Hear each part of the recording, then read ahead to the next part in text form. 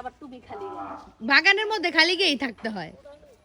বাগানের মধ্যে খালি গায়ে ছোট ছোট মশা আছে, খালি গায়ে থাকলে মশায় কুটুস কুটুস করে কামড় দিবে, তাই না? আর নাই সব ওই যে তুমি পেয়ারা বাদ দিয়ে কি ছিল? এটা ছোট একটা ধরো না, ওই যে এটাই পেয়ারা ভালো। তোমার না বাড়িতে তোমার না।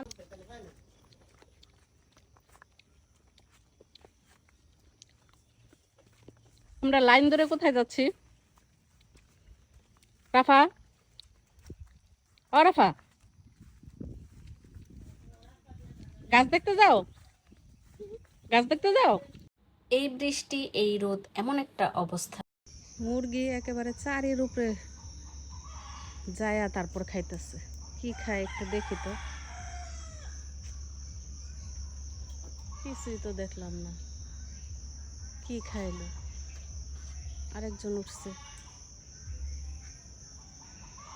এগুলি হচ্ছে গ্রামের সৌন্দর্য। হাঁস মুরগি গরু ছাগল এগুলি থাকবে গ্রামে। ওই যে হাঁস আছে ভরপুর, এগুলি গ্রামের সৌন্দর্যই হচ্ছে এরা।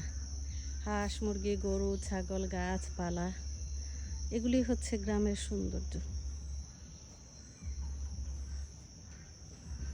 খেলোয়াড়রা যাইতেছে মানে ফুটবল খেলতে, খেলতে যায় নাকি খেলে আসছে? খেলে আসছে, হ্যাঁ সকালবেলা গেছিল তাই না?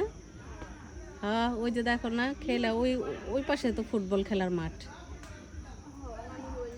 হ্যাঁ এর জন্যই তো কই, ওরা মানে খেলা তারপরে এখন ফিরতেছে। কয়টা বাজে? 10:30।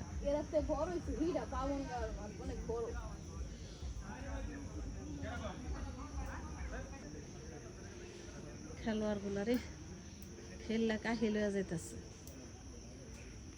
এদিকে তো গতকাল গাজীপুরে কিন্তু প্রথম সকালের দিকে রোদ ছিল, তারপর থেকে তো বৃষ্টি আসা শুরু হয়েছে। যখন রোদ ছিল তখন আমার স্বামী রোদের মধ্যে এভাবে কাজ করছিল আর আমাকে বলছিল ছাতা ধরে রাখতে। সে কাজ করবে আর আমি ছাতা ধরে রাখবো। ইয়া করে না রাখলে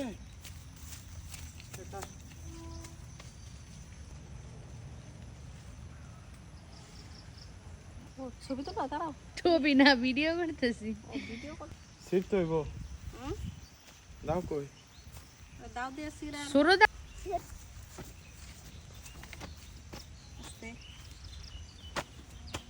গতকাল গাজীপুর রাজাবাড়ি যাওয়ার আগে আমরা সকালের নাস্তা করেছিলাম বোর্ড বাজার তার গাছ। সেখানে আমরা সবাই মিলে সকালের নাস্তাটা সেরে তারপর বাড়ির উদ্দেশ্যে রওনা দিয়েছিলাম। আমাদের সাথে আরো দুজন ছিল, আমার দেবর আর দেবরের এক ফ্রেন্ড ছিল।